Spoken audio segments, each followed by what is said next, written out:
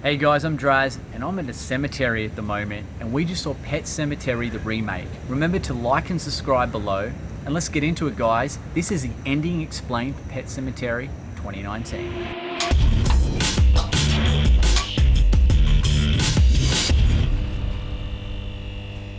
So guys, the movie kicks off where you see blood on a car, you see blood going into a house, and then it fades out and a new family rocks up into town. And so you sort of see the family unfold in this new house, new city, new town.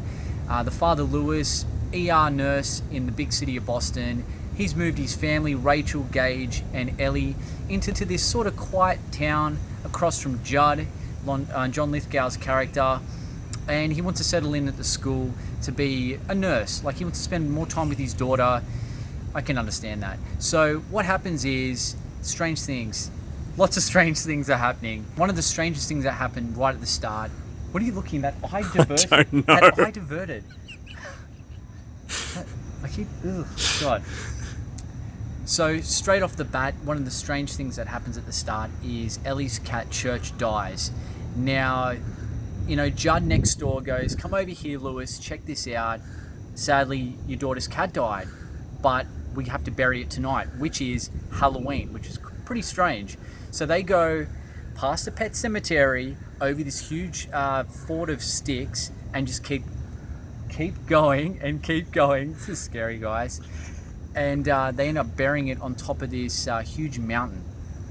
Anyway, the next day, Rachel and Lewis sit down to tell Ellie, "Look, your cat's run away," because they don't want to talk about death and dying and all that type of stuff. She's too young, she can't handle that. Anyway, as they're saying, "Look, Church ran away," she goes, "No, Daddy, Church is in the cupboard." Opens it up and there it is, and it's freaky. It's got a mind of its own. You know, you take this sweet innocent cat and you put some demonic presence. There's people running over. Is it? I thought there was a zombie or something. You put this demonic presence in a cat and it becomes really evil. That's some horrible stuff. So anyway, Lewis ends up taking the cat in the car, finally, after it scratches his daughter, it scratches him, tries to scratch the wife, and dumps it on the side of a road, nicely enough, so it can run off in the bush. Well, it doesn't run away. It ends up coming back. But this is the weirdest bit, and this sort of shook Ryan and I up a little bit. Ellie's 9th birthday. The father, Lewis, he's got a blindfold on. He's doing hide and seek in front of a main highway where trucks just keep going past, and we see it at the start of the film, we see it again. That's how the cat died. Anyway, he's going, hey, spinning around. His little son, Gage, runs out. He sees his son running out, so he runs for it, but little does he know, his daughter Ellie is in the middle of the road because she sees Church, and she goes up and kneels down, "Oh, Church," purring and all that. Anyway, truck comes, he grabs Gage at the last second, saving his life. The truck swerves, the big tanker falls off and goes straight for Ellie, killing it instantly. And it's really horrific. It is, you know, it would really hit home for people who have kids, because you see Ellie on the side of the road, the mother comes up drenched in blood, and the father just sees her. And great acting by Jason Clarke, by the way. The emotion really ran it through all of us in the cinema. A bit teary moment, and he's grabbing her, just crying, rocking back and forth. Now, we all know what's going to happen next, and yes, you know, he wants to bury Ellie in the grave and bring her back to life. Before he can bring his daughter back to life, he has to sort of put Judd on the back burner. So he goes over, his wife Rachel and Gage have already gone with their parents back to Boston, back to that creepy house with the creepy sister's memories. So Lewis goes to Judd's house, pours a little bit of something, this little sweet something in his drink. Judd falls asleep. Then Lewis digs up his daughter from the grave, which is really horrific. Opens the coffin, gets her, carries her back through the swampland, up onto the hill, and buries her, which, you know, when he's burying her, he's putting the dirt over her face. Great prosthetics right there, or dummy, or whatever it was. It was really good. Things take a turn, guys. She comes back from the dead with Church, and she's just not the same daughter. And there's a scene in the bath where he's like washing to get all the dirt out of her body and all that, and he's just combing the back of her hair, and it's getting stuck, and it's getting stuck, and then he parts it and he sees that she's been clipped back together in her head. That is horrible. She's like, is everything all right, Daddy? It's like, oh, just got a hair, you know, you got a knot in your hair. Anyway, things take a massive turn after that. She goes homicidal and goes over and slits Judd on the back of the ankle. That was horrific. Great special effects there, and just murders him. Murders poor Jordan Lithgow. Just keeps killing him.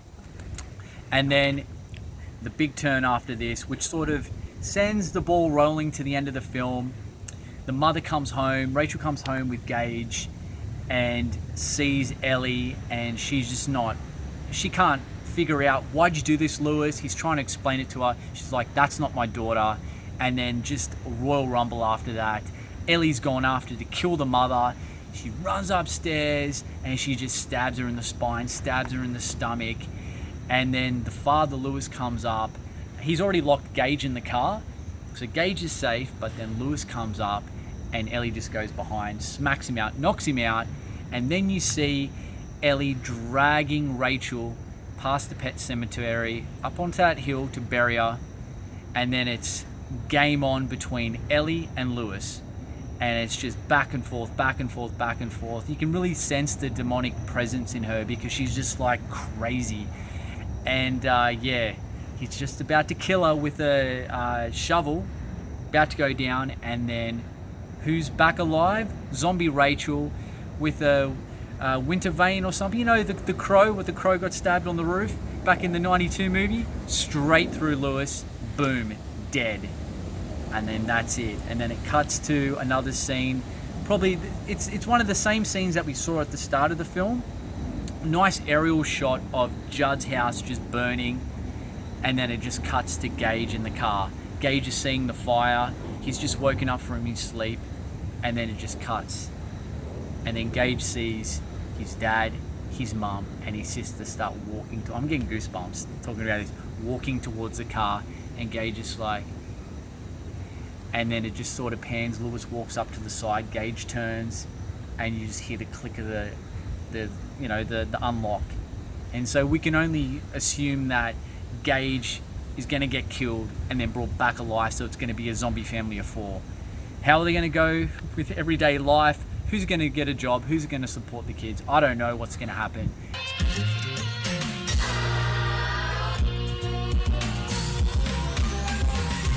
Whatever happened to predictability? The milkman, the paper boy, evening TV. Did I get delivered here? Somebody tell me, please. This whole world confusing me. Clouds as lean as you've ever seen. Ain't a bird who knows your tune. Then a little voice inside you whispers, don't sell your dreams so soon. Everywhere you look, there's a heart, a hand to hold on to. Everywhere you look, everywhere. So guys, that's Pet Sematary 2019, Ending Explained. Look, we're at a cemetery at the moment. It is pretty scary. I want to get out of here. Who knows what's going to happen. But anyway guys, like and subscribe below. Until next time, I'm Draz, and we'll see you guys at the movies. Peace.